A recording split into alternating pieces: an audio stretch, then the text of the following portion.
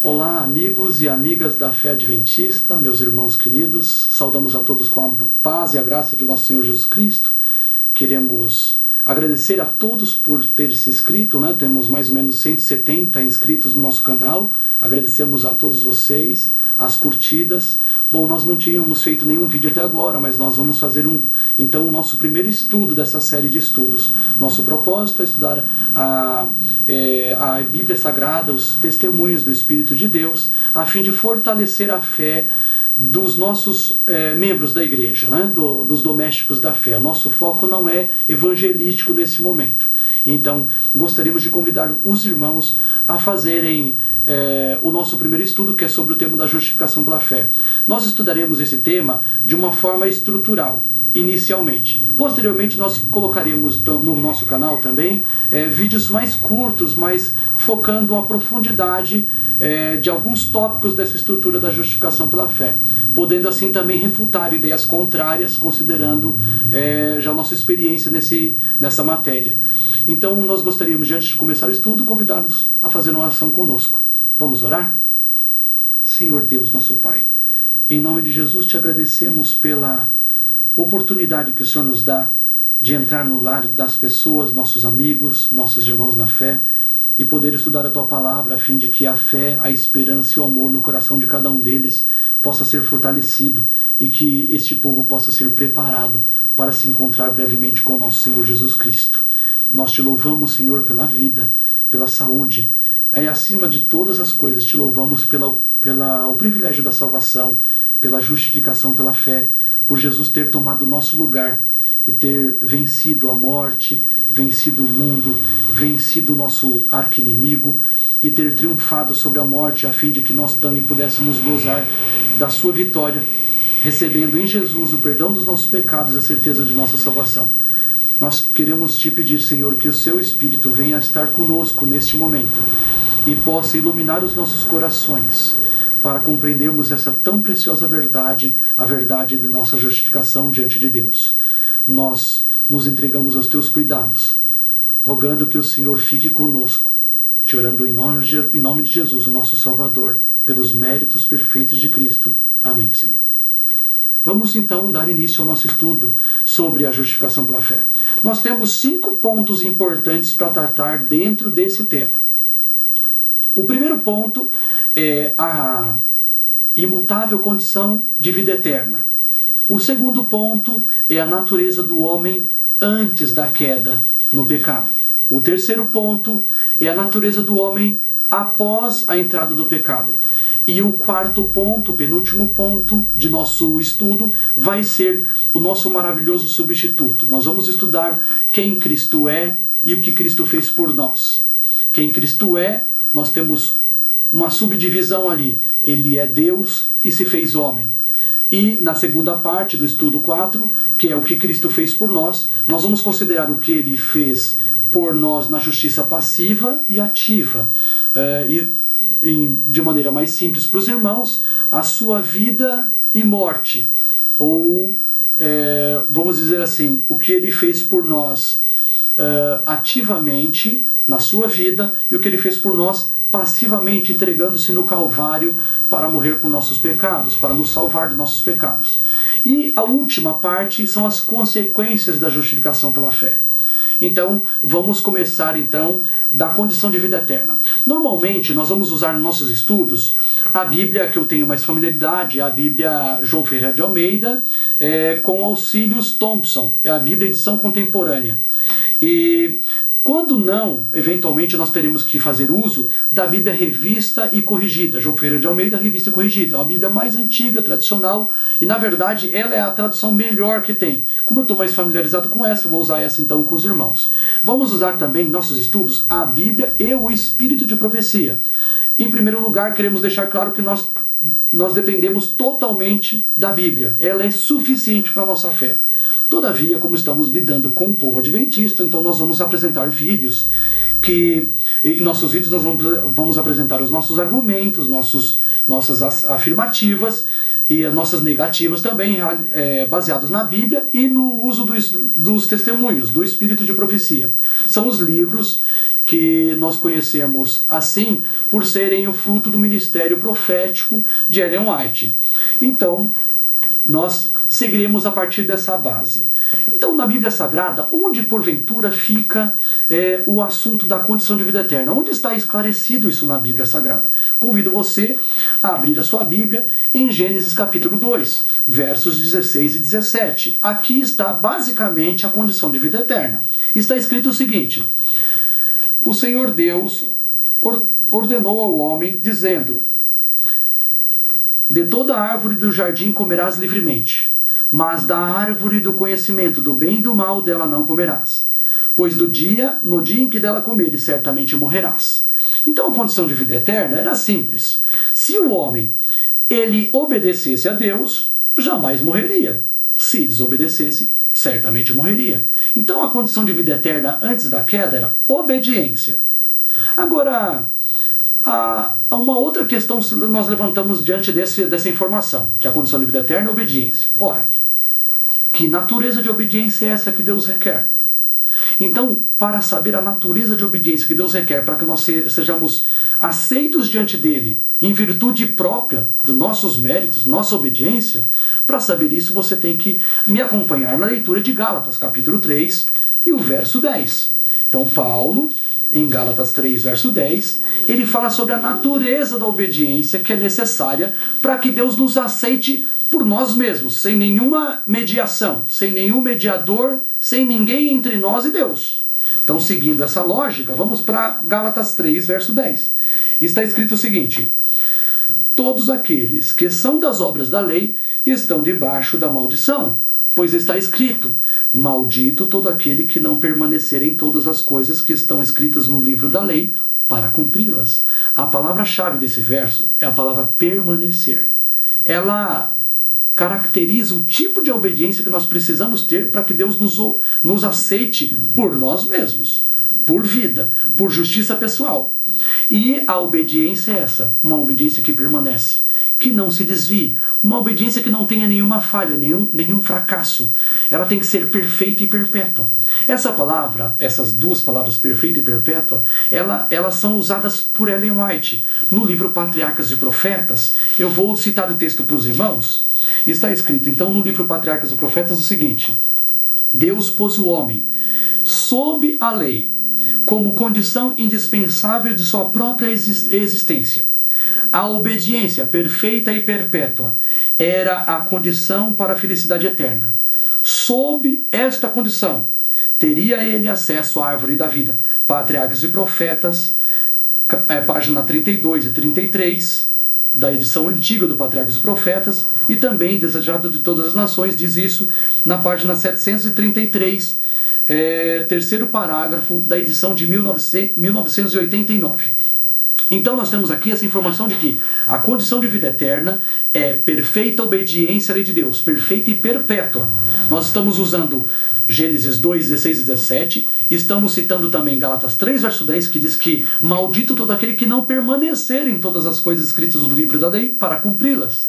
Então, o problema não é tentar se justificar por obras apenas. O problema é o fato de que aquele que tenta se justificar por obras não tem obediência perfeita e perpétua. Ele é maldito não por tentar se salvar pelas obras. Ele é maldito porque ele não consegue permanecer em todas as coisas escritas no livro da lei para cumpri-las.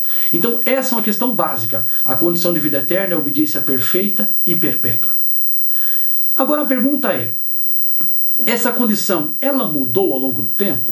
Quero dizer, depois da entrada do pecado, essa condição permanece a mesma ou ela mudou?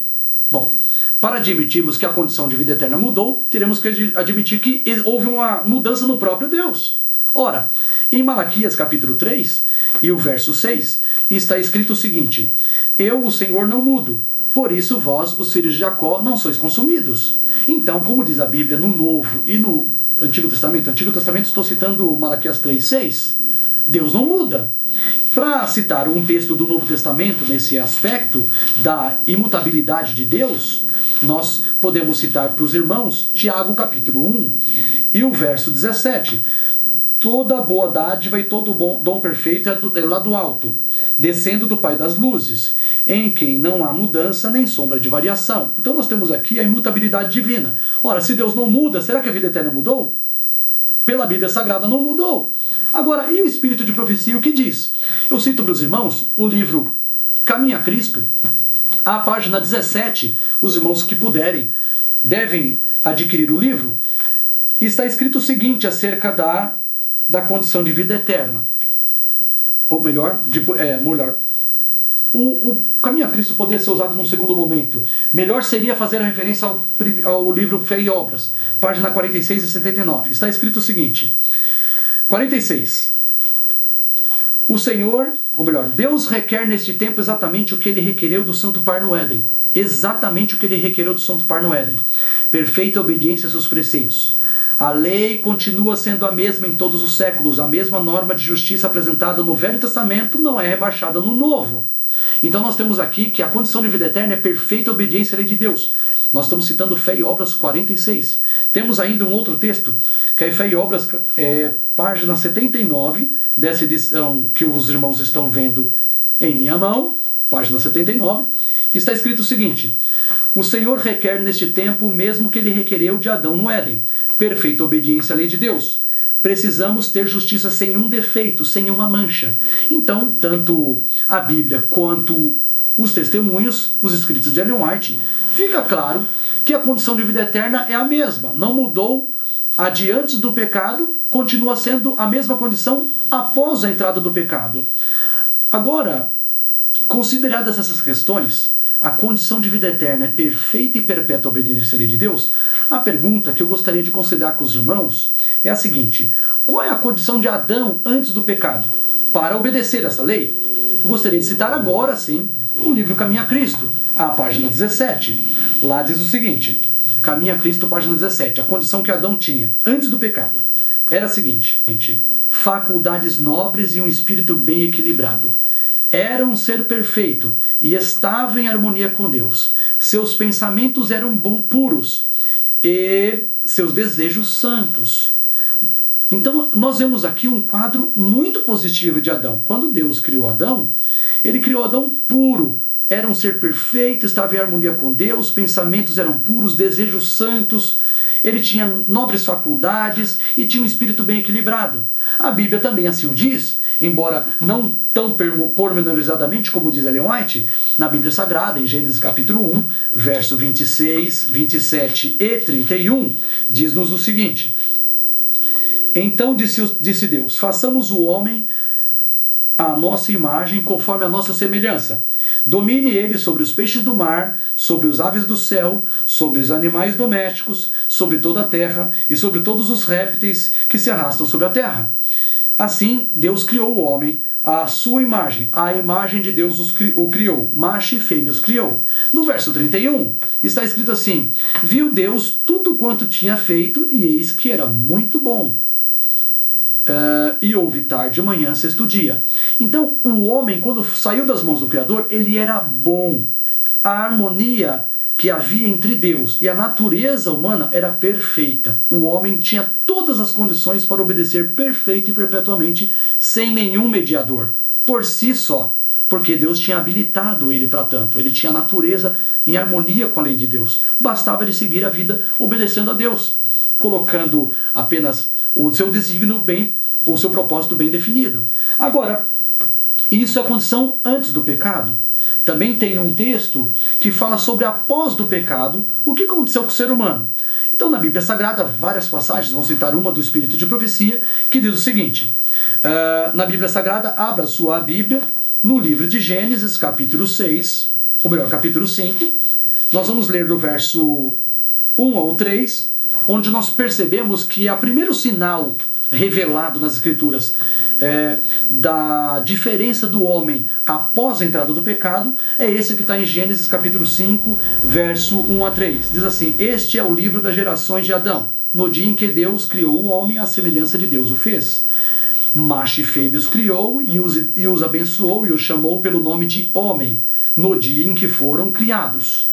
Verso 3, importantíssimo: Adão viveu 130 anos e gerou um filho à sua imagem, conforme a sua semelhança, e pôs o nome de Sete. Melhor dizendo, ele diz assim, um filho à sua semelhança, conforme a sua imagem. Em outras palavras, o filho de Adão, Sete, ele não tinha a imagem de Deus. A imagem de Deus, nesse momento, no homem, já tinha sido obliterada, já tinha sido ofuscada pela presença do pecado. Então havia uma dessemelhança entre a criatura e o Criador. Outra característica, talvez mais precisa em descrever a natureza do homem, como o homem ficou depois da entrada do pecado, está em Gênesis 8, verso 21. Está escrito assim, o Senhor sentiu o cheiro suave e disse em seu coração, não tornarei mais a amaldiçoar a terra por causa do homem, porque a imaginação do coração do homem é má desde sua meninice, e jamais tornarei a ferir todos os seres viventes como fiz. Ele está se referindo ao castigo do dilúvio, mas o importante aqui é que ele frisa que Deus frisa que o homem, ele adquiriu uma tal natureza corrompida que desde a sua meninice os seus pensamentos são continuamente maus. Agora, gostaríamos de chamar a atenção para um texto de Salmos, capítulo 51, verso 5. Salmo 51, verso 5. Está escrito, mas certamente em iniquidade fui formado, e em pecado me concebeu a minha mãe. A formação, a concepção do homem é em pecado, e por isso mesmo ele já nasce destituído da glória de Deus. Antes de cometer um ato exterior, de acontecer o fenômeno do pecado, ele já é em si um ser pecaminoso, um ser separado da glória de Deus, destituído, um ser que é segundo a natureza filho da ira. Paulo também diz isso em Efésios capítulo 2, versos 1, 2 e 3. Está escrito o seguinte, ele, Deus, vos vivificou, estando vós mortos nos vossos delitos e pecados, nos quais andastes outrora, segundo o curso deste mundo, segundo o príncipe da potestade do ar, do espírito que agora opera nos filhos da desobediência. Verso 3. Entre eles, todos nós também andávamos antes nos desejos da nossa carne, fazendo a vontade da carne e dos pensamentos. E éramos, por natureza, filhos da ira, como os demais. Então esse verso, ele diz que nós éramos por natureza. Não está falando de atos. Fala que éramos por natureza filhos da ira. Isso quer dizer que a ira de Deus sobre nós não incidia apenas por atos praticados, mas também pela própria natureza. A nossa natureza após o pecado, ela tem a própria concupiscência, ela tem uma inclinação adversária de Deus. Gostaria de consultar com vocês para confirmar as minhas proposições agora, Romanos capítulo 8 e o verso 7, que diz o seguinte: a inclinação da carne é inimizade contra Deus, pois não é sujeita à lei de Deus, nem em verdade o pode ser. E aqui então nós temos uma revelação divina de que há uma inclinação da carne, e esta inclinação da carne, ela não é sujeita à lei de Deus, e nem em verdade o pode ser. Essa inclinação é inimizade contra Deus. Isso quer dizer, obviamente, que ela é pecado, uma vez que ela é inimizade contra Deus, uma vez que ela não se sujeita à lei de Deus, e nem pode ser sujeita, nem em verdade o pode ser, diz Paulo. Então, nós temos um problema gravíssimo. Depois da entrada do pecado nesse mundo, nós temos uma natureza absolutamente depravada e a natureza não se converte. Fique bem claro isso para você, meu irmão, minha irmã adventista. A natureza não se converte. Nós precisamos de um socorro. Nós temos um problema grave. O espírito de profecia acerca dessa dramática situação do homem depois do pecado, tem alguma revelação a trazer para nós? Tem. Nós temos um texto aqui do livro Caminho a Cristo. A continuação da página 17, começamos antes. No livro Caminho a Cristo, nessa página 17, continua dizendo o seguinte. Eu vou até citar rapidamente o texto anterior, que eu falei do homem como ele saiu das mãos do Criador, para você perceber a mudança de Ellen White na linguagem. Então vou citar na íntegra. Diz assim: o Criador concedeu ao ser humano, originalmente, faculdades nobres e um espírito bem equilibrado. Era um ser perfeito e estava em harmonia com Deus. Seus pensamentos eram puros e seus desejos santos. Mas, por causa da desobediência, sua mente se tornou pervertida. Note a mudança do discurso de Ellen White. Ela diz assim: mas, por causa da desobediência, sua mente se tornou pervertida e o egoísmo tomou o lugar do amor. Sua natureza se tornou tão enfraquecida que, por sua própria força, não poderia resistir ao poder do mal. Um pouco mais do que ela diz, na mesma página, parágrafo seguinte, diz assim: em seu estado de inocência, o homem mantinha feliz comunhão com aquele que é a chave, que abre todos os tesouros escondidos do conhecimento e da sabedoria. Depois de pecar, porém, já não podia encontrar alegria e prazer na santidade, e procurou se esconder da presença de Deus. Esse é ainda hoje o estado do coração do homem não convertido. Não está em harmonia com Deus, não encontra prazer em ficar perto dele. O pecador não poderia sentir feliz na presença de Deus. Por isso que Adão, depois do pecado, se escondeu da presença de Deus. Então a condição do homem depois do pecado é péssima. Não tem prazer na santidade, não está em harmonia com Deus. Sua natureza se tornou tão enfraquecida que não poderia resistir ao poder do mal. Sua mente ficou pervertida e o egoísmo tomou o lugar do amor.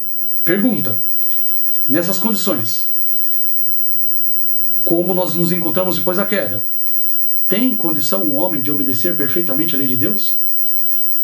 A Bíblia diz não. E o Espírito de profecia também diz não. Note, eu estou falando de obediência perfeita e perpétua. Não estou citando aqui obediência 99,9%. Eu estou falando de obediência 100%. Perfeita e perpétua. Sem mancha, sem mácula. Nenhuma nódoa. Seja de pensamentos, desejos e até inclinação. Tem o homem condição de prestar essa obediência à lei de Deus? De maneira alguma. A Bíblia diz, no livro de Isaías, no capítulo 64, no tocante àqueles que são da fé em Deus, no tocante àqueles que são servos de Deus, que até as suas boas obras são trapos de imundície. Então ele não está falando de más obras, está falando das boas obras. Elas estão tão manchadas por virem de nós, por procederem de pessoas que têm a natureza depravada, que até as boas obras são trapos de imundície. Está escrito, Isaías 64, verso 6, todos nós somos como o imundo, e todos os nossos atos de justiça são como trapos de imundícia. E continua dizendo, todos nós caímos como a folha, e os nossos pecados como um vento nos arrebatam. Então nós temos aqui uma natureza realmente péssima, porque mesmo obedecendo a Deus, as nossas obras de justiça, nossa prática de obedecer à lei de Deus, ela continua e segue manchada, como sendo trapos de imundícia. Ela está manchada por causa da nossa natureza. E porque não procede de uma pessoa 100% perfeita. Deus requer obediência perfeita e perpétua. Não adianta regatear. Não adianta negociar com Ele. Ele não vai aceitar nada menos que obediência perfeita e perpétua para que nós tenhamos direito à vida eterna. Então, a nossa condição após a queda é tal que em Eclesiastes capítulo 7, verso 20... falando ainda sobre a vida daquele que obedece a Deus, dos justos, dos tementes a Deus, Eclesiastes 7,20 diz assim: não há homem justo sobre a terra que faça o bem e nunca peque. Então, a Bíblia Sagrada é clara de que mesmo aquele que é justo, é temente a Deus, ele não tem uma vida sem pecado, sem falha, sem deslizes, sem esquecimento de deveres cristãos. Então, ele sempre, de alguma forma, menos ou mais, muito consagrado ou pouco consagrado, ele vai ser marcado pelo pecado remanescente. Além do que, a Bíblia Sagrada também cita outras passagens que falam claramente que nós não somos bons. que nós não temos como obedecer 100%, perfeito e perpetuamente, a lei de Deus.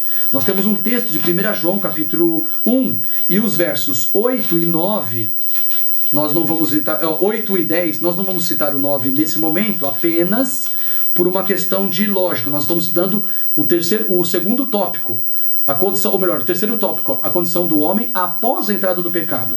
Quando nós entrarmos na solução do pecado, citaremos o verso 9. 1 João capítulo 1, verso 8 e 10 diz assim: se dissermos que não temos pecado nenhum, enganamo-nos a nós mesmos, e não há verdade em nós.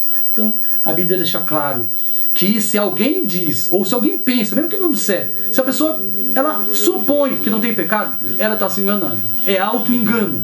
Este é o pior dos enganos. Verso 10 diz: se dissermos que não pecamos, fazemo-lo mentiroso, e a sua palavra não está em nós. Se a gente disser que a gente não peca, não, a gente não peca. Se eu falar assim, nós não pecamos, eu estou fazendo Deus mentiroso. Estou contrariando a palavra de Deus. Então não temos como obedecer perfeita e perpetuamente a santa lei de Deus, para ter direito à vida eterna por causa de obediência, por justiça adquirida por prática, vivida. Isso nós não temos. E no espírito de profecia é igualmente enfático. Nós temos o livro Caminho a Cristo, na página 62, que diz o seguinte, sobre a situação do homem após a queda, como ele está impossibilitado de obedecer à lei de Deus. Cito para os irmãos e irmãs a página 62 do Caminho a Cristo. Está dizendo assim: era possível, note a conjugação verbal, o tempo do verbo, era possível a Adão, antes da queda, formar um caráter justo pela obediência à lei de Deus, mas deixou de fazê-lo. Então era possível ele formar um caráter justo pela obediência. Quer dizer, é possível hoje? Não, é óbvio que não. Era possível que Adão formasse um caráter justo antes da queda, mediante a obediência à lei de Deus, mas deixou de fazê-lo. Continua dizendo Ellen White, vou seguir o mesmo parágrafo. Devido ao seu pecado, nossa natureza se acha decaída e não podemos mais tornar-nos justos. Continua, como somos pecadores, profanos, não podemos obedecer perfeitamente a uma lei santa. Então aqui nós temos um texto do Espírito de Profecia concordando exatamente com tudo que vimos na Bíblia até agora. Então, sigamos adiante. Ela diz assim: não possuímos justiça em nós mesmos com a qual possamos satisfazer as exigências da lei de Deus. Eu vou citar mais. E esse texto aqui a gente vai citar vários momentos durante nosso estudo. Esse estudo mais longo, estrutural da justificação, e os vídeos menores que nós teremos, onde nós vamos enfocar tópico a tópico e dando profundidade maior, como se fosse num debate hipotético, como Paulo faz aos Romanos. Que diremos, pois, será Deus injusto trazendo sua ira sobre nós? Não, de maneira nenhuma. Então nós faremos assim, vamos dialogar. Eu vou fazer a pergunta que eu sei que as pessoas têm no meio adventista, até as pessoas que nós queremos bem, são íntegros, os que nós chamamos normalmente, os teólogos também chamam normalmente de perfeccionistas, queremos o bem dessas pessoas, oramos pelo bem delas, já lutamos muito para demovê-las do pensamento equivocado delas, antibíblico e contrário ao espírito de profecia, e eventualmente nós teremos que citar aqui os argumentos deles e refutá-los pela Bíblia e espírito de profecia, o que não será obra fácil, evidente, mas nós citaremos esse texto várias vezes. Vou citar para vocês o livro Santificação. Na página 89 e 90, diz o seguinte acerca da condição de vida eterna e do estado do homem após a queda. A condição de vida eterna é essa, se você quiser ser salvo por obediência, mesmo após a queda, considere agora a sua situação, irmão e irmã. A página 89 diz o seguinte: a lei de Deus é a única norma verdadeira de perfeição moral. Essa lei foi praticamente exemplificada na vida de Cristo. Ou seja, Cristo foi a lei em vida, como se fosse a lei encarnada. O modo de falar é lógico, a força de expressão. Mas Cristo, nosso Salvador, ele viveu exatamente a infinita perfeição da lei diante dos olhos humanos. Ele diz, Ellen White continua dizendo, o texto diz: ele diz de si mesmo, falando de Cristo, ele diz de si mesmo: tenho guardado os mandamentos de meu Pai. Aí ela diz: nada menos que esta obediência satisfará as exigências da palavra de Deus. Ellen White, nesse desfecho, nesse finalzinho do texto que eu citei para os irmãos, ela deixa claro que nada menos que a obediência de Cristo satisfará as exigências da lei de Deus. E isso é arrasador.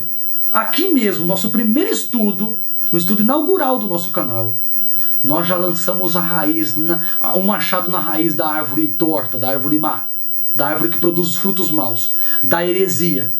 Está escrito no Espírito de Profecia, no livro Santificação, a página 89. Eu vou recitar o texto novamente para os irmãos perceberem a clareza do argumento de Ellen White, que corrobora com tudo que nós temos dito até agora. Diz assim: a lei de Deus é a única norma verdadeira de perfeição moral. Essa lei foi praticamente exemplificada na vida de Cristo. Ele diz de si mesmo: tenho guardado os mandamentos de meu Pai. Agora notem a conclusão. Nada menos que esta obediência satisfará as exigências da palavra de Deus. Nada menos que a obediência de Cristo. Se você quiser ter uma noção da amplitude dessa obediência requerida para nós termos direito à vida eterna, note o que está escrito no livro dos Salmos, capítulo 119 do livro de Salmos, o capítulo 119, no verso 96. Lá está escrito sobre a perfeição. O salmista fala sobre a perfeição das coisas deste mundo comparada com a perfeição da lei de Deus. Então ele diz o seguinte, 119, verso 96. Ele diz assim: a toda perfeição vejo limite, mas os teus mandamentos são ilimitados. A pergunta é: ilimitados em quê? Os mandamentos são ilimitados na perfeição. Tudo que é perfeito nesse mundo tem limite, mas os mandamentos são ilimitados. E é essa obediência, a de Cristo, que satisfaz as exigências ilimitadas ou perfeitamente ilimitadas, infinitas da lei, que é requerida de mim e de você para nós termos direito à vida eterna. E aí, irmão e irmã, você acha que você tem condições de prestar essa obediência perfeita e perpétua? Uma obediência que não seja nem um fio de cabelo, nem 1 milímetro menor do que a santidade e a obediência de Cristo? Esse é o seu problema, é o meu problema. Que o Evangelho, e apenas o Evangelho de Cristo Jesus, a justificação pela fé, pode dar solução para mim e para você. Então nós precisamos partir dessa etapa do estudo para outra etapa do estudo. Vamos recapitular até aqui. A condição de vida eterna, perfeita e perpétua. A condição do homem antes da queda, puro, perfeito, pensamentos, desejos em harmonia com Deus, puros. Depois da queda, nascido e concebido em pecado. A nossa concepção foi um pecado. Quando eu fui formado no ventre da minha mãe, eu fui formado em pecado. Isso quer dizer, é minha natureza. Nossas boas obras são trapos de imundícia. Não há justo que faça o bem e nunca peque. Eclesiastes 7:20. Nós éramos por natureza filhos da ira, disse Paulo. Por natureza, não por obras. Por natureza. E, somado a tudo isso, citação de Ellen White que diz assim que era possível Adão, antes da queda, formar um caráter perfeito, justo, por obediência à lei de Deus, mas deixou de fazê-lo, e por causa da sua desobediência, nossa natureza se tornou profana, pecaminosa, e não temos como obedecer perfeitamente à santa lei de Deus. Isso eu resumo até agora. Eu estou citando de cabeça algumas porções do Espírito de Profecia para recapitular. Nós temos que ir então para o quarto ponto da estrutura do tema da justificação pela fé, que é nosso maravilhoso substituto. Bom, diante desse tema, do maravilhoso substituto, a nossa pergunta é: quem precisaria ser o nosso substituto? Se ele fosse um ser angelical, poderia nos salvar? Ou apenas poderia nos salvar se ele fosse Deus? Vamos responder essa pergunta com a Bíblia Sagrada. Convido-os a acompanhar comigo a leitura do livro dos Salmos, capítulo 49, versos 7, 8 e 15. Na verdade, essa argumentação aqui eu aprendi com o pastor Manuel de Andrade, da Associação Paulista Leste, que agora já é jubilado, que Deus o abençoe sempre. Ele foi uma bênção na vida da igreja e na minha vida pessoalmente eu posso testificar disso. Maravilhosos os estudos que tive com ele. E aqui um pedacinho do estudo que eu tive com o Manuel de Andrade, que é o Salmo 49, versos 7 e 8. Acompanhe comigo, para ver se alguém que não seja Criador, que não seja Deus, pode nos salvar. Está escrito no verso 7: ninguém pode remir a seu irmão, ou dar a Deus o resgate dele. Pois, verso 8, a redenção da sua alma é caríssima, e seus recursos se esgotariam antes. Esse verso deixa claro que se for um ser criado, um irmão, um igual a nós, um ser criado que teve início, ele não pode nos redimir. Porque os recursos do ser criado, por mais santo que ele seja, se esgotariam antes que desse satisfação à lei de Deus, que pagasse a dívida, o resgate do pecador. Não tem como. E o Espírito de Profecia confirma isso? Confirma. Depois nós vamos ler no verso 15. Está no livro Mensagens Escolhidas, volume 1, a página 308. Vou citar para vocês. Acompanhem comigo. Mensagens Escolhidas, volume 1, página 308. Diz-nos o seguinte: pela desobediência, Adão caiu. Foi quebrantada a lei de Deus, o governo divino foi desonrado e a justiça divina exigia que fosse paga a pena da transgressão. Para salvar a raça humana da morte eterna, o Filho de Deus ofereceu-se voluntariamente para sofrer a punição da desobediência. Unicamente pela humilhação do príncipe do céu podia ser removida a desonra, satisfeita a justiça e o homem recuperar aquilo que perdera pela desobediência. Quando Ellen White diz unicamente, isso quer dizer o que mesmo? Quer dizer que não tem outra saída. Só a humilhação de Jesus. Vamos seguir adiante. Não havia outro caminho. Vir um anjo à terra, passar pelo terreno em que Adão tropeçou e caiu, não teria bastado. E isso não poderia ter removido uma única mancha de pecado, nem proporcionado uma só hora de graça. Note você a seriedade, o drama em que nos encontramos pela desobediência de Adão. Não tinha como nós sermos redimidos, salvos, por qualquer ser criado. Ou seja, quem é o Messias? Quem é aquele que veio nos salvar? O Salmo 49, verso 15, responde quem pode nos salvar. Está escrito o seguinte: mas Deus remirá a minha alma do poder da morte, certamente me receberá. Receberá você. Só Deus pode nos redimir, amados. Então, antes de qualquer coisa, de entrar propriamente nos textos de justificação de Romanos 3, 4 e 5, nós temos que considerar uma coisa: se Jesus não fosse Deus, não poderia nos salvar. E a Bíblia Sagrada informa que Jesus era Deus. Eu vou citar para vocês os principais textos, os mais importantes textos da Bíblia Sagrada que falam que Jesus é Deus. Então vamos aos textos. Certamente os amados que me conhecem e que são adventistas há já algum tempo, certamente já conhecem de cor, talvez algumas dessas passagens. Vou citar talvez o mais conhecido deles. João 1, verso 1. O Evangelho diz: no princípio era o Verbo, e o Verbo estava com Deus, e o Verbo era Deus. Então Jesus era o Verbo que estava com o Pai, com Deus. Ele era Deus. E citando mais outra passagem, João capítulo 20, verso 28, o encontro de Tomé com Jesus, está escrito assim, verso 27 e 28, para pegar um pouco do contexto. Então disse Jesus a Tomé: põe aqui o teu dedo e vê as minhas mãos, chega a tua mão e põe-na no meu lado. Não sejas incrédulo, mas crente. Ao verso 28 diz assim: disse-lhe Tomé: Senhor meu e Deus meu. Se Jesus teve no ministério terreno dele uma oportunidade para corrigir a ideia de ele não ser Deus, se esse fosse o caso, se ele não fosse Deus, esse seria o melhor episódio da Bíblia Sagrada para ele falar assim: opa, calma, Senhor sim, Deus não. Mas ao contrário, ele ratifica, ele confirma a fé e a manifestação de fé que teve Tomé. No verso 29 ele diz: então Jesus lhe disse: porque me viste, creste? Bem-aventurados que não viram e creram. Eu também, meu irmão e minha irmã, assim como você, eu nunca tive o prazer de ver o meu Salvador, o seu Salvador Jesus, o nosso Salvador.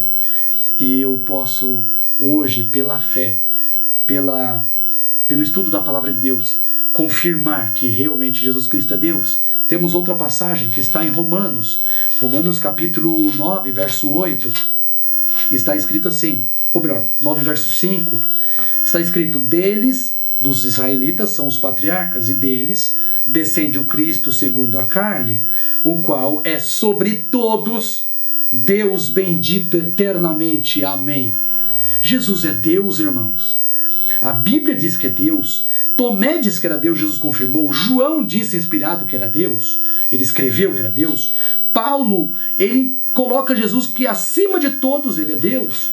Em Filemão, Paulo continua, ou melhor, Filipenses capítulo 2 e o verso 6: e sendo em forma de Deus, não teve como usurpação o ser igual a Deus. Jesus é Deus. Outra informação, outro verso mais claro, o texto de Paulo a Timóteo, ou melhor, a Tito, né? Tito 2, verso 13, está escrito assim: aguardando a bem-aventurada esperança e o aparecimento da glória do nosso grande Deus e Salvador Jesus Cristo.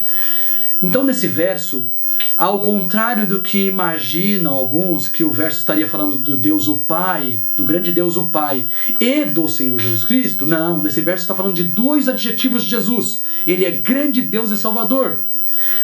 Por que nós podemos chegar a essa conclusão na leitura desse verso? Ainda que na edição revista e corrigida da João Ferreira de Almeida, diga que é do aparecimento do nosso grande Deus e do Salvador Jesus Cristo.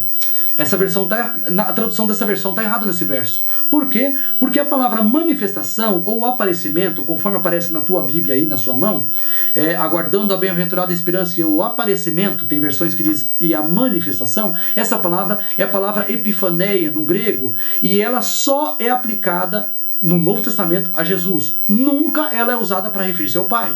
Em outras palavras, o aparecimento aqui não é do Pai, é de Jesus. É a promessa da vinda de Cristo. E Ele é grande Deus e Salvador. Seguindo adiante, enquanto o próprio Pai fala que Jesus é Deus, como que alguém pode fazer? O que alguém pode fazer contra isso? Então, Hebreus 1, verso 8, diz o seguinte: 1, verso 8: mas do Filho diz: ó Deus, o teu trono subsiste pelos séculos dos séculos, e cetro de equidade é o cetro do teu reino. Então o próprio Pai fala que Jesus é Deus. Então não tem como contraditar. Quando o próprio Pai fala que Jesus é Deus, não tem como. Agora, sigamos adiante. As duas últimas passagens. Segunda carta de Pedro, capítulo 1, verso 1, está escrito assim: Simão Pedro, servo e apóstolo de Jesus Cristo, aos que conosco alcançaram fé igualmente preciosa, pela justiça do nosso Deus e Salvador Jesus Cristo. Aqui nós vemos Pedro também, junto com Tomé, junto com João, junto com Paulo, junto com o próprio Pai, Pedro citando que Jesus é o nosso Deus e Salvador. Nós somos salvos pela fé na justiça do nosso Deus e Salvador Jesus Cristo.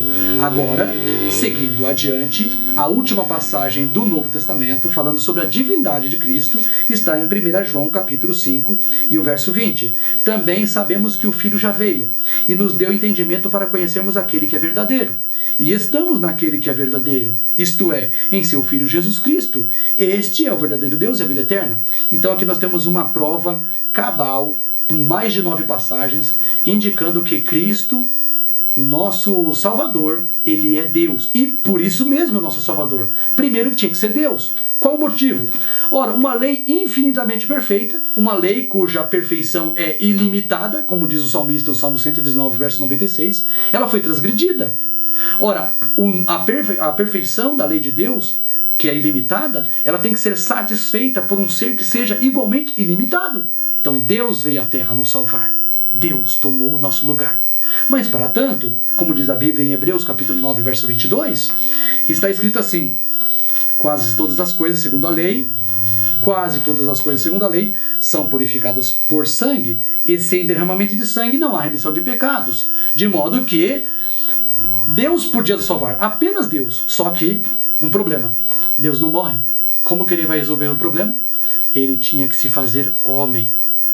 E homem, para a missão de salvar, homem puro, imaculado, sem mancha de pecado sobre si, seja em ato, seja em natureza.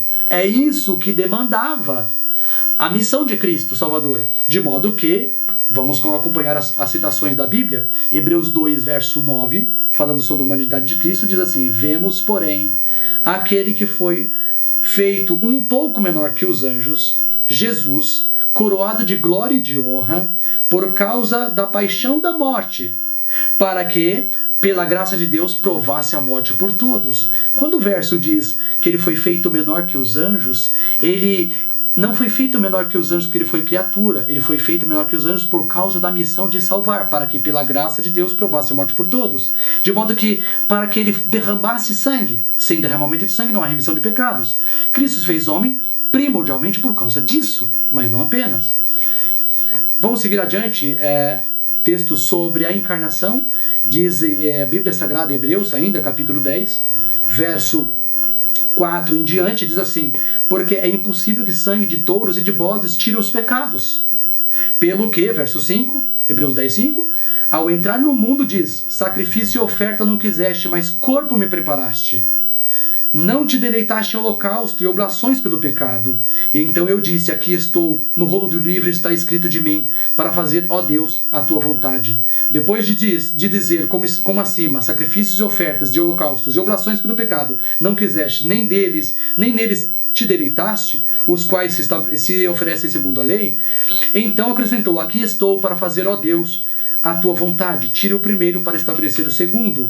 Nessa vontade é que temos sido santificados, pela oferta do corpo de Jesus Cristo, feita uma vez por todas. Então assim, amados, Jesus se fez homem por causa da paixão da morte, para provar a morte por todos. Não apenas isso. Tem um detalhe a mais. O homem que pecou, o homem tinha que prestar satisfação a Deus. Assim Deus se fez homem, para ele, enquanto homem, prestar satisfação a Deus. E ainda não só quitar a dívida dos nossos pecados, mas além disso, viver uma vida de perfeita obediência à lei de Deus. Nós já estamos vendo aqui o seguinte: primeiro, no tópico 4, Cristo nos salva porque ele é Deus. Segundo, ele nos salva porque se fez homem. Agora, o que Cristo fez para nos salvar? Já entramos minimamente nesse ponto? Cristo morreu por nós. Mas não só isso. Tem um ponto da verdade, da salvação, da justificação pela fé, que é muito esquecida no meio adventista, esquecida assim, pouco citada. Graças a Deus tivemos boas lições, como a do Hans Calar Rondel e outras mais, alguns anos atrás, da certeza da salvação, que fala que Jesus obedeceu a lei por nós. Nós vamos ver esse tópico agora. Abra na sua Bíblia o que está escrito no livro de João, Evangelho de João, para você entender isso, um pouco disso. Cristo morreu por nós. Cristo também viveu por nós. João capítulo 17, o verso 19. Nós temos aqui o texto dizendo o seguinte: por eles me santifico a mim mesmo, para que eles também sejam santificados na verdade. Aqui nós temos que Jesus não se santificava por si. A santidade de Jesus era por nós. Na outra versão, se eu não me engano, Revista Atualizada diz assim: a favor deles me santifico. Então, quando ele buscava a santidade, não era para si. A santidade que ele adquiriu foi para nós. É uma santidade substitutiva? É uma santidade que substitui a minha falta de santidade. Isso não é licença para pecar. Por favor, não tirem conclusões precipitadas. Nós estamos falando da substituição de Cristo na morte e também na vida. Vejamos outro texto bíblico irrefutável. Romanos capítulo 5, verso 19, verso 10 e 19. Está escrito assim, verso 10. Vou ler o 9 e o 10, depois o 19. Está escrito assim, logo, verso 9, Romanos 5, 9. Muito mais agora, sendo justificados pelo seu sangue, ou seja, Cristo morreu por nós, e morreu para nos justificar, para nós sermos apresentados perante Deus como inocentes, seremos por ele salvos da ira.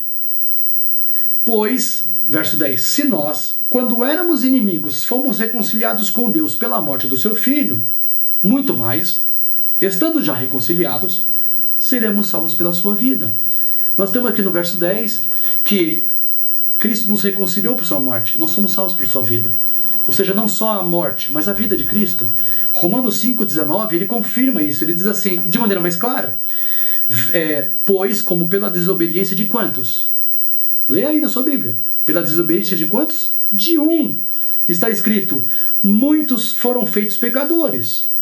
Assim, pela obediência de quanto? Pela obediência de um só, de um. Muitos serão constituídos justos ou feitos justos. De modo que, assim como nós nos perdemos por um homem, nós somos salvos pela obra de um homem, Jesus Cristo. Ele obedeceu para preencher a condição de vida eterna, aquilo que tratamos no primeiro tópico. Então Cristo morreu para pagar as nossas dívidas. Vejamos isso aí em 1 Pedro. 1 Pedro, capítulo 1, verso 18 ao 20. Está escrito assim: sabendo que não foi com coisas corruptíveis como prata ou ouro que fostes resgatados da vossa vã maneira de viver, a qual por tradição recebestes de vossos pais, mas com o precioso sangue de Cristo, como de um cordeiro sem mácula, sem defeito e sem mancha. Verso 20, o qual na verdade foi conhecido antes da fundação do mundo, mas manifesto nesses últimos tempos por amor de vós. Louvado seja Deus, o bendito seja o nosso Senhor Jesus. Por quê?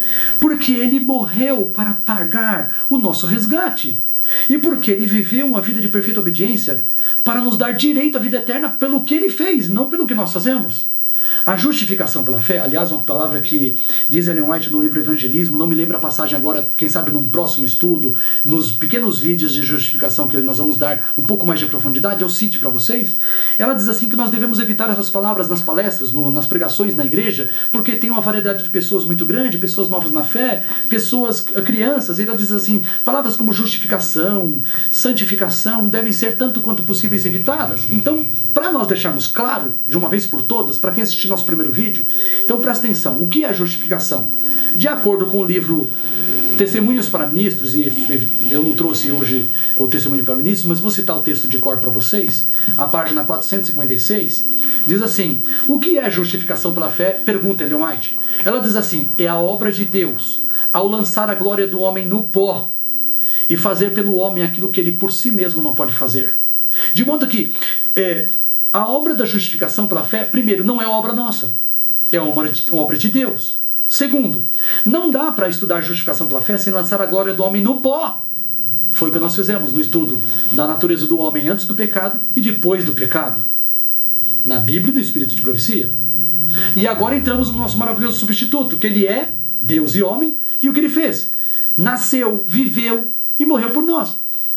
Aliás, eu não citei o nascimento de Cristo por nós. Isaías capítulo 9, verso 6, que diz o seguinte, porque o menino nos nasceu, e um filho se nos deu, e o governo está sobre os seus ombros, e o seu nome será maravilhoso, conselheiro, Deus forte, Pai da eternidade e príncipe da paz. Jesus nasceu no nosso lugar, porque o nosso nascimento não presta, tanto assim que Cristo falou assim, senão nascer do alto. Para o fariseu do Sinédrio, Nicodemos, porque o vosso nascimento não basta, não serve. Nós já estamos errados de fábrica, não pelo nosso fabricante, nosso Criador que é Deus, mas pela nossa natureza que herdamos de nossos antepassados, nossos ascendentes, sobretudo de Adão. Então nós temos aqui a verdade clara. Agora, eu estou citando a Bíblia até agora, fluentemente, mas cadê o Espírito de Profecia? O que Ellen White diz sobre isso? Eu convido a acompanhar comigo algumas passagens do Espírito de Profecia que confirmam exatamente essas verdades. Então vamos aqui ao livro Fé e Obras, página 91, para mim uma das passagens mais extraordinárias do Espírito de Profecia, do Fé e Obras, de todo o Espírito de Profecia, diz assim, justiça, página 91, segunda linha dessa edição que os irmãos estão acompanhando aqui, está escrito assim, justiça é obediência à lei. A lei requer justiça. E esta justiça, que é a obediência à lei, você já sabe qual é a obediência à lei? Não é obediência, tão somente obediência. A natureza da obediência é perfeita e perpétua. Então encare você aí o desafio, se você que está me ouvindo aí, que tem um pensamento de que de alguma forma você com a sua obediência vai ser salvo, por causa da sua obediência, que a sua obediência, ou santificação, ou imitação do caráter de Cristo de alguma forma vai colaborar com a aquisição da salvação, da justificação diante de Deus por você, pode tirar o cavalinho da chuva, esquece a conversa. Você esquece essa conversa. Aqui diz assim, a justiça é perfeita e perpétua. Lembra que a gente estabeleceu antes? obediência perfeita e perpétua, nada menos que a obediência de Cristo. E nós estamos falando de 100%. Não adianta 99,9 igual a Jesus. Tem que ser 100%. Se você não tem, então se glorie no Evangelho, viu? Na justificação pela fé, e não em Cristo, não em você. Porque está escrito assim, ó: justiça, obediência à lei. A lei requer justiça. E esta justiça, o pecador deve à lei. Mas é ele incapaz de a apresentar. A única maneira em que pode alcançar a justiça é pela fé. Quantas maneiras tem mesmo? Pensa aí. Quantas maneiras tem? Eu li a única maneira. Isso quer dizer, não tem outra. Não existe uma outra maneira, um outro modo, um outro caminho. Você não pode burlar dela. Olha o que está escrito. A única maneira em que pode alcançar a justiça é pela fé. Como que é isso? Alguém fala assim, não, então pela fé Deus me faz. Eu tenho fé em Jesus, Deus vai me fazer um homem 100% obediente. Não, não é isso. Você não entendeu nada. Eu vou continuar. Diz assim, pela fé pode o pecador, pode ele, o pecador, apresentar a Deus os méritos de Cristo. E o Senhor Deus lança a obediência de seu filho a crédito do pecador. A crédito não significa uma justiça infundida, uma justiça injetada dentro do nosso ser, de tal forma que nos tornamos superpoderosos espiritualmente falando. Ao contrário, é uma justiça acreditada a nosso nome no tribunal celestial. De modo que a justiça que nos salva é a justiça de Cristo apenas, somente. E é a justiça imputada apenas. A justiça incomunicada, ela nos salva do domínio do pecado, mas não diante de Deus. A justiça que nos justifica diante de Deus é apenas justiça imputada. Repito, apenas justiça imputada. Está escrito assim, repetindo essa última parte, pela fé pode o pecador apresentar a Deus os méritos de Cristo, e o Senhor lança a obediência do seu Filho a crédito do pecador. A justiça de Cristo é aceita no lugar do fracasso do homem. O que é justiça mesmo? Obediência. Qual que é a natureza da obediência? Perfeita e perpétua. Então, diz o texto, a obediência de Cristo, eu estou traduzindo já, tá? Porque o texto está dizendo assim, a justiça de Cristo é aceita em lugar do fracasso do homem. E Deus recebe, perdoa e justifica a alma arrependida e crente. Trata-a como se fosse justa e ama-a tal qual ama seu filho. Assim é que a fé é imputada como justiça. E a alma perdoada avança de graça em graça, de uma luz para a luz maior. Amém? Glória a Deus! Nossa salvação está baseada não em algo que fazemos, mas em algo que Ele fez. A nossa justificação perante Deus está baseada em algo que Jesus fez por nós. Morreu, nasceu, viveu por nós, ressuscitou para a nossa justificação, como está escrito em Romanos 4,25, e hoje intercede por nós para apresentar a sua vida no lugar da nossa. Isso é justificação pela fé. Isso pouca gente tem aprendido. Eu vou citar uma passagem das mais preciosas também do Espírito de Profecia, que está no livro Mensagens Escolhidas, volume 1, na página 398. 396. Sim. Essa passagem, aliás, tinha um tempo já que eu não citava, mesmo no estudo da justificação pela fé. Eu fico feliz a Deus pelo Espírito Santo me lembrar. Diz assim, na profecia de Daniel, acha-se registrado de Cristo que ele havia de expiar a iniquidade e trazer a justiça eterna. Daniel 9:24. Ela explica isso dizendo, toda alma pode dizer, você também, meu irmão, minha irmã, pode dizer, presta atenção, por sua obediência perfeita satisfez ele, Cristo, os reclamos da lei, e minha única esperança está em olhar para ele como meu substituto e penhor, que obedeceu perfeitamente a lei por mim. Pela fé em seus méritos estou livre da condenação da lei. Sou completo naquele que introduz a justiça eterna.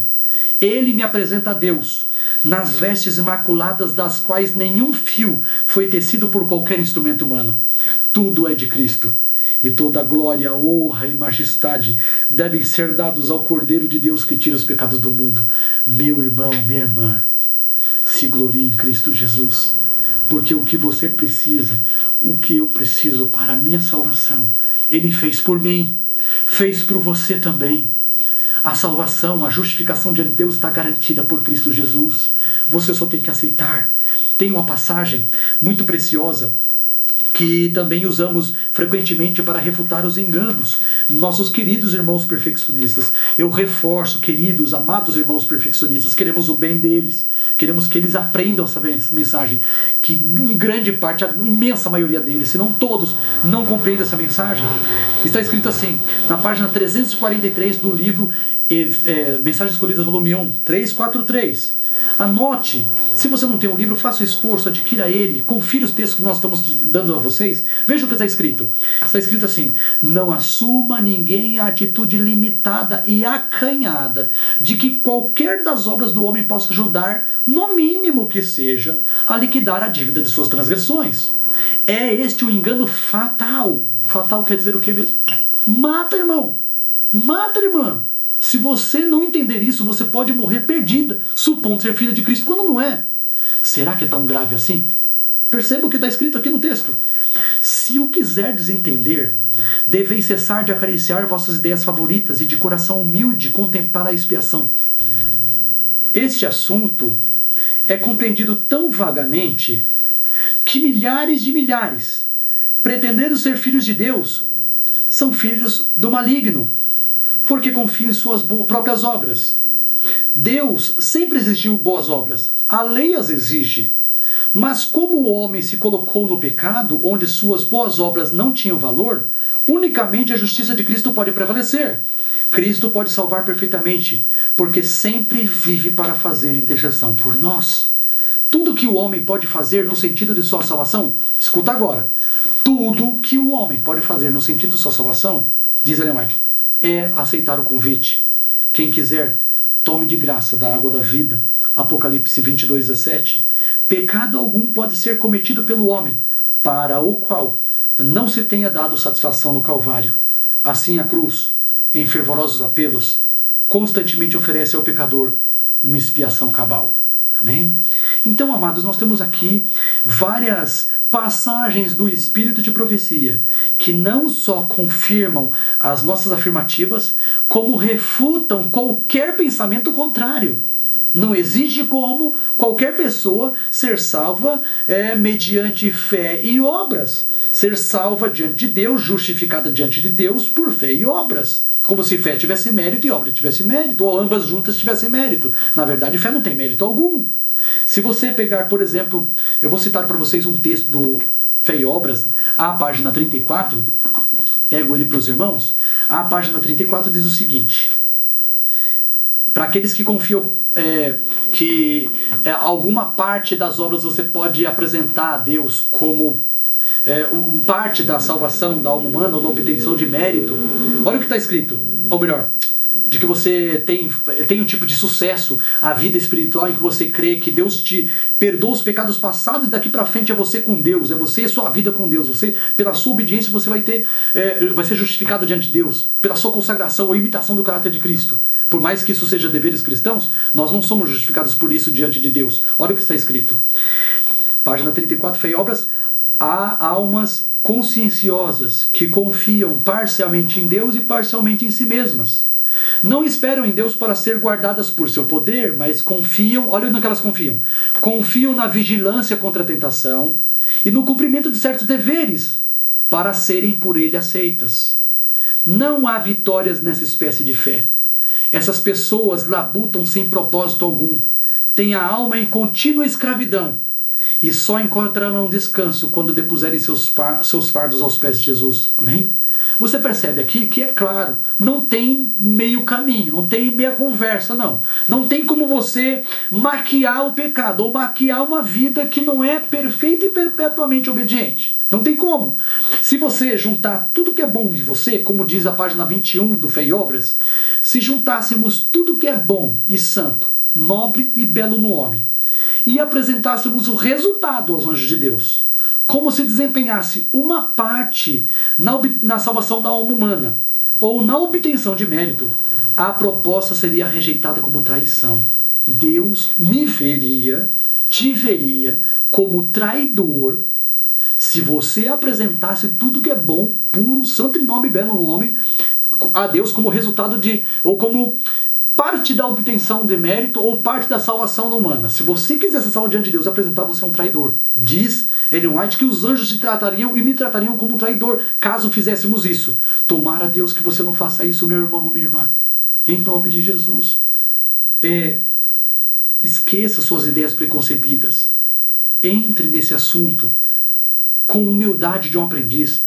Descalça as sandálias do orgulho.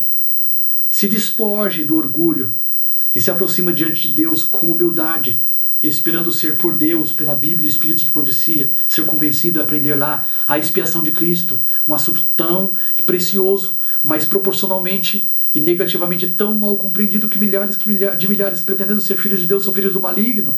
Está escrito. Meu irmão, minha irmã, não faça isso com você, com a sua vida. Por favor, dê ouvidos à palavra de Deus. Veja o que está escrito na Bíblia Sagrada, no Espírito de profecia. Não tem como a gente sair desse caminho. Nós temos que continuar na fé de que Jesus é nosso substituto e também nosso Senhor. Aí nós entramos no quinto tópico da justificação pela fé, os seus efeitos. Antes, porém, apenas uma citação. Eu fiquei devendo uma citação para vocês. Quando eu li o Santificação, página 89, eu fiquei devendo a página 90. E na página 90 está escrito o seguinte. Está escrito assim, página 90. Essa passagem é fantástica. Justamente para desmascarar a pretensão, ainda que na inteireza, na integridade do coração deles, uma pretensão equivocada dos nossos amados perfeccionistas, diz assim, de que nós podemos igualar a obediência de Cristo, né? Chegar ao nível da obediência de Cristo.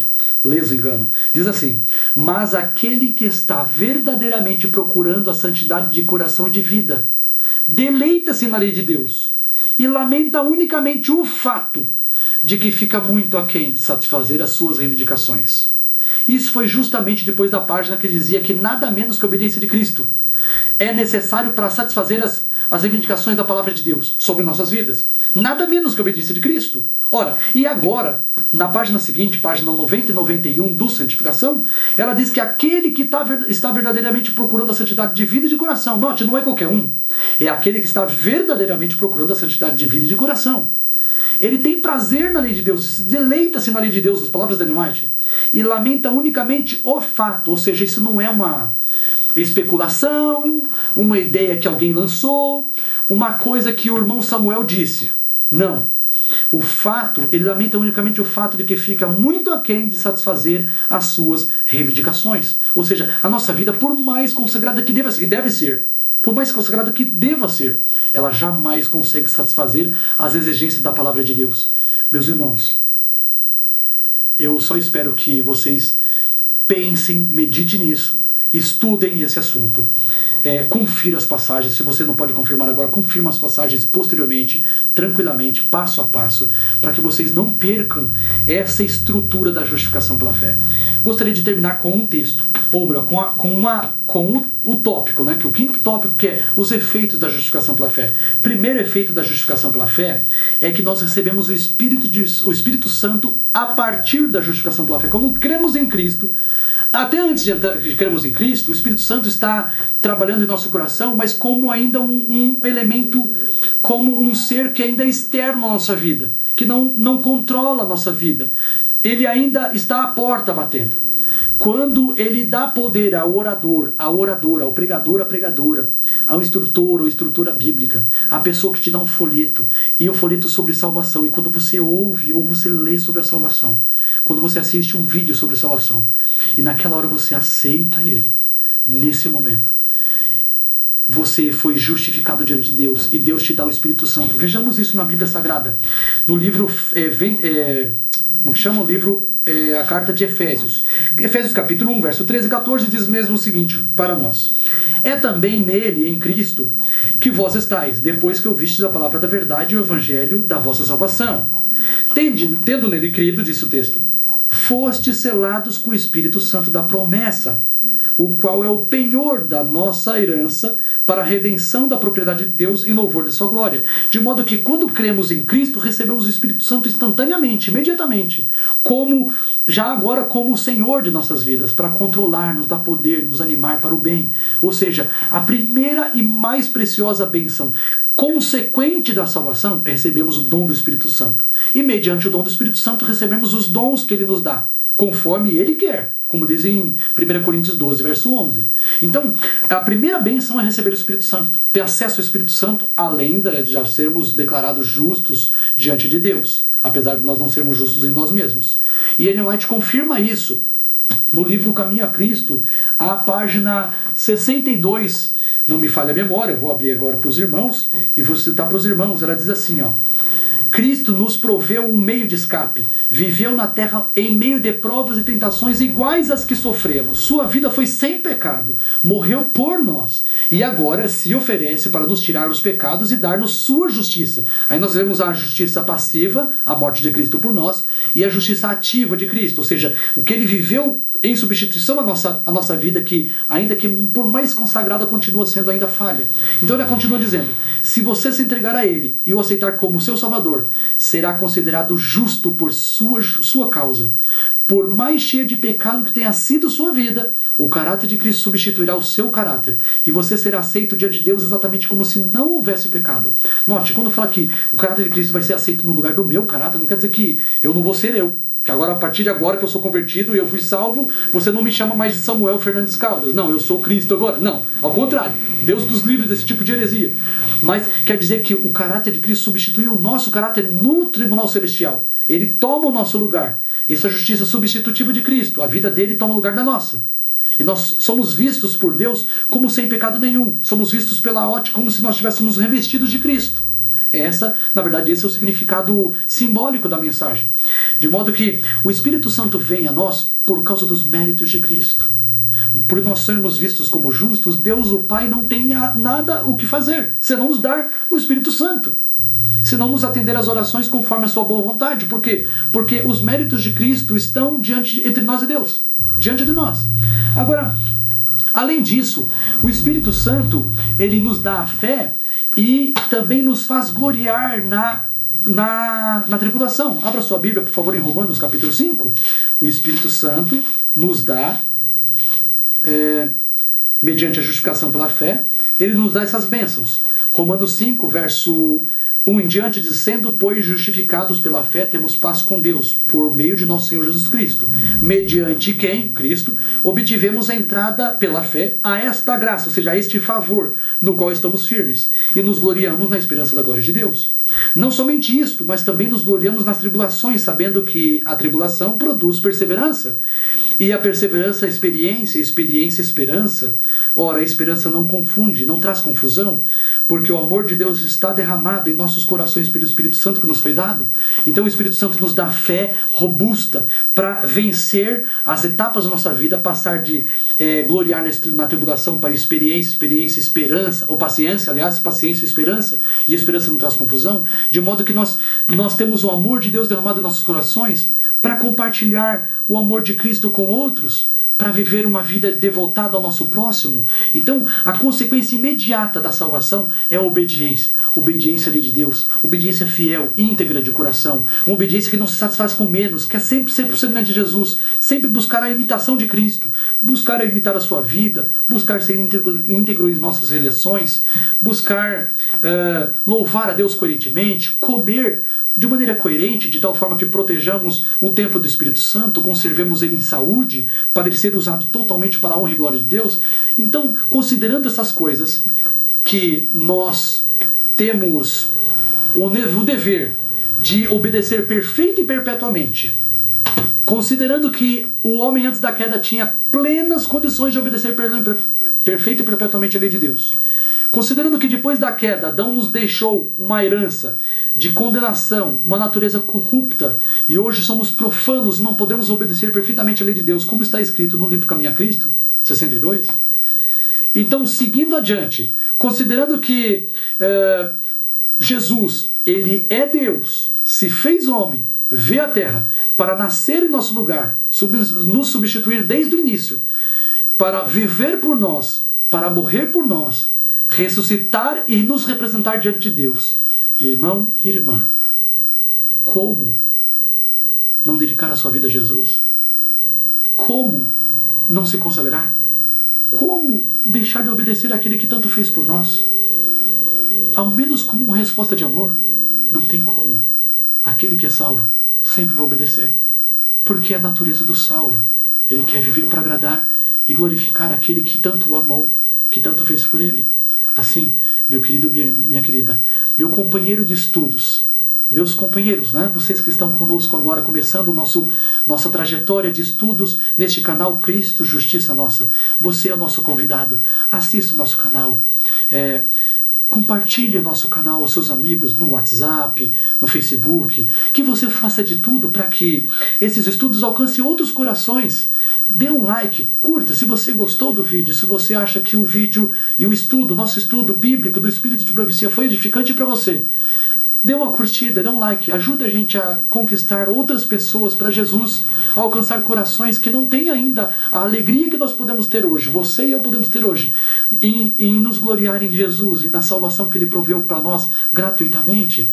É uma salvação que custou tudo para o céu, alto preço foi pago, mas você não tem que pagar nada, o preço já foi pago por você e por mim.